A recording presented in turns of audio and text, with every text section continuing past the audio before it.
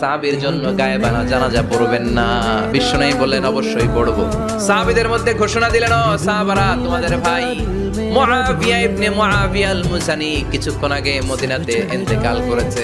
তোমাদের ভাইদের জন্য সবাই বাইরে বের হয়ে আসো, এই মুহূর্তে আমরা গায়েবানা জানাজা পড়ব। বিশ্বনবী প্রথম কাতারে দাঁড়ালেন, হাজার হাজার সাহাবারা লাইন ধরে দাঁড়ালো।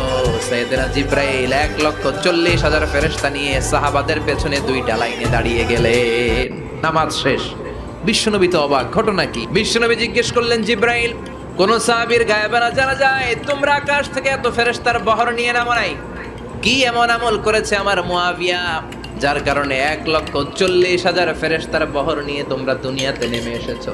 সাইয়েদনা জিব্রাইল বললেন, নবী, তেমন কোনো বড় আমল নয়, ছোট্ট একটা আমল। আপনার এই প্রিয় সাহাবী হাঁটতে বসতে চলতে ফিরিতে সব সময় পড়তো কুল হুয়াল্লাহ।